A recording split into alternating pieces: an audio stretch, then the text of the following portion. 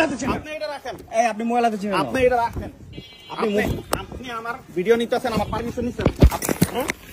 আপনি আমার সুজুকি মোটরজন উত্তরা এর আগে হচ্ছে আপনার নিয়ে ঝামেলা করছে। আজকে বয়কট সুজুকি ভিডিওটা শুরুর প্রথম দিকেই দেখতে পারলেন যে একজনের সাথে মারপিট হাতাহাতি। যারা বাংলাদেশের বাইকিং কমিউনিটিতে আছে তারা এতক্ষণে হয়তোবা ম্যাক্সিমাম মানুষই জানে যে উত্তরার যে মোটোজন সুজুকির শোরুমটা আছে সেইখানের প্রতিনিধি এক রাইডারের গায়ে হাত তুলে সার্ভিস রিলেটেড বিভিন্ন ঝামেলার কারণে। আমরা লবণ কোম্পানি বলে চিল্লাইতাম যে লবণ কোম্পানি বাংলাদেশের রাইডারদের পকেট কাটছে। এখন বিট লবণ কোম্পানির কাহিনীটা দেখেন, তারা বাংলাদেশের রাইডারদের পকেট কাটার সাথে সাথে তাদের গায়ে হাতও তুলতেছে। ভাবছিলাম এই টপিকটা নিয়ে ভিডিও বানাবো না, কিন্তু সুজুকির এই বাড়াবাড়ি দেখার পর নিজেকে আর থামায় রাখতে পারলাম না।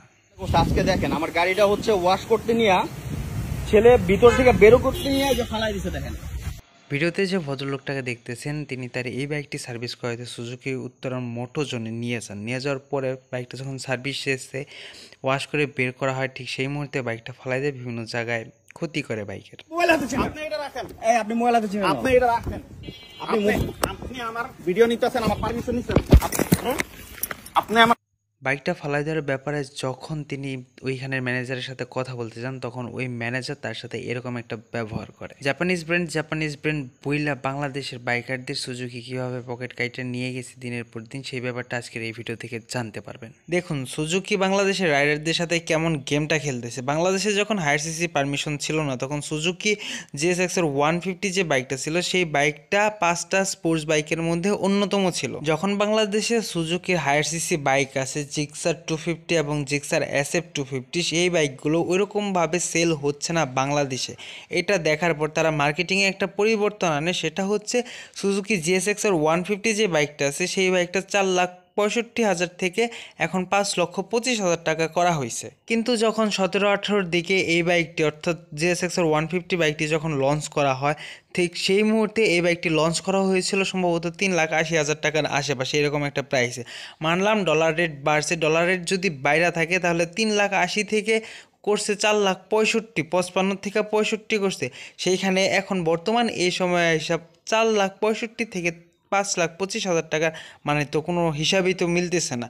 না বাইকের কোনো ওইরকম পরিবর্তন করছে, না বাইকের কোনো মডেল আপডেট করছে, কোনো কিছু আপডেট হয়নি, শুধু প্রাইসটা বাড়াই দিছে। এরপরে যদি আপনি সুজুকি জিক্সার 150 এবং সুজুকি জিক্সার SF 150 বাইকগুলো দেখেন, SF 150 বর্তমান বাংলাদেশে প্রাইস হচ্ছে 3,49,500 টাকা মেবি। আর জিক্সার 150-র দিকে দেখলে সেটা বাংলাদেশে প্রাইস মনে হয় 2,80,000 থেকে 85,000 টাকা এরকম। এ যাবৎকালে এই সেগমেন্টে সুজুকির যে বাইকগুলো আছে সবগুলো ওভার প্রাইস বাংলাদেশে। এখন বলবেন বাইকের প্রাইসের সাথে হায়ার সিসি বাইকের মার্কেটিংয়ের সম্পর্কটা কি? সম্পর্কটা হচ্ছে এই জায়গাতে, যদি আপনি ঠিক করে রাখেন যে আপনি সুজুকি জিক্সার SF 150 বাইকটা নেবেন, সেই ক্ষেত্রে আপনার প্রাইস পড়তেছে 3,49,000 টাকা বা 3,49,500 টাকা। এখন কথা হচ্ছে আপনি যখন 3,49,500 টাকা দিয়ে এই বাইকটা নিতে যাবেন, তখন সেই মুহূর্তে আপনার মনে খেয়াল হবে যে আর 50,000 টাকা বললে তো আমি আরও 100 সিসির বেশি আমি জিক্সার 250 পাইতেছি, সেই ক্ষেত্রে ওই বাইকটাই কেন না নিয়ে যায়, 50,000 টাকাতে আর কি আসে যায়, এরকম একটা মনোভাব কিন্তু সৃষ্টি হয় রাইডারদের। আর সুজুকি যে বাংলাদেশের রাইডারদের পকেট কাটতেছে তার একটা প্রমাণ হাতে নাতে ধরাই দিই, সেটা হচ্ছে বাংলাদেশে 250 সিসির বাইকের থেকে 150 সিসি বাইকের ট্যাক্স কম। সেই ক্ষেত্রে দেখেন একটা জিএসএক্সের 150 সিসির বাইক এখন তারা 5,25,000 টাকা অফিসিয়াল প্রাইস রাখতেছে এবং জিক্সার SF 250 প্রাইসটা রাখতেছে 4.5 লক্ষ টাকা। দুইটা বাইকে অফিসিয়াল বাইক, একটা বাইকের ট্যাক্স কম, একটা বাইকের ট্যাক্স বেশি। যে বাইকের ট্যাক্স বেশি সেই বাইকের প্রাইসটা বাংলাদেশে কম, এবং যে বাইকের ট্যাক্স কম সেই বাইকের প্রাইসটাই বাংলাদেশে বেশি। এর থেকে আপনি কি বুঝেন? অনেকে বলবে আবার সিবি ইউনিটের বাইক যার জন্য প্রাইস বেশি। ভাই সিবি ইউনিটের বাইক কীভাবে হলো? অফিসিয়াল প্রাইসই রাখতেছে তারা জিএসএক্সআরের 5,25,000 টাকা, সেইখানে SF 250 যেটা আছে সেটা অফিসিয়াল, সেটার প্রাইস রাখতেছে 4.5 লক্ষ টাকা। এটা আপনি আমাকে একটু বুঝাই দেন।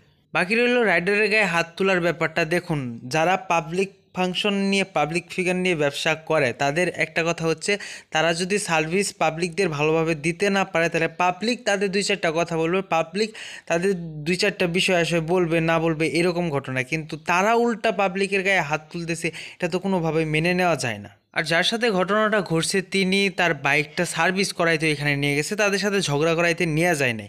এখন কথা হচ্ছে তার বাইকটা যদি আপনি আপনার দিক থেকে চিন্তা করেন, আপনি একটা বাইক সার্ভিস করাইতে নিয়ে গেছেন, আপনার বাইকটা খুব সুন্দরভাবে সার্ভিস টার্ভিস কইরা দিয়া, মানে সার্ভিসের রুলস অনুযায়ী খুব সুন্দরভাবে সার্ভিস কইরা যদি দেয়, তাহলে কি আপনার খারাপ ব্যবহার করার কোনো সুযোগ আছে? কোনো সুযোগ নাই। সেই ক্ষেত্রে উনিও তো সার্ভিস করাইতে নিয়ে গেছে, ওনার সাথে হয়তো বা কোনো ফল্ট করছে, যার কারণে উনি একটু চেতে গেছে, উনি হাত দিয়ে দিছে, মানে হাত লাগাই দিছে। এটা তো কোনোভাবেই মেনে নেওয়া যায় না।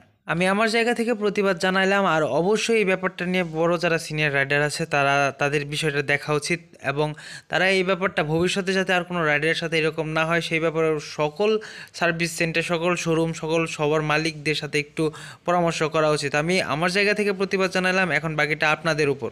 দেখা হচ্ছে পরে এরকমই কোনো নেক্সট বাইক রিলেটেড ভিডিওতে। যদি আমার এই ভিডিওতে কোনো ধরনের কোনো ভুলভ্রান্তি থেকে থাকে তাহলে অবশ্যই কমেন্ট করে জানিয়ে দিতে পারেন, এবং পরবর্তীতে বাইকের কোন টপিকের উপর বা কোন বাইকের উপর ভিডিও দেখতে চান সেটাও কিন্তু কমেন্ট করে জানাতে পারেন। আমি আমার এই চ্যানেলে আপনাদের জন্য bike related regular video upload করে থাকি। তো দেখা হচ্ছে পরে এরকমই কোনো নেক্সট বাইক রিলেটেড ভিডিওতে। সবাই ভালো থাকুন, সুস্থ থাকুন, হেলমেট পরে রাইড করুন, আর সবসময় একটা কথা মনে রাখবেন, আপনার সময়ের থেকে আপনার জীবনের মূল্য অনেকটা বেশি, তাই সবসময় সেভ রাইড করুন। ধন্যবাদ।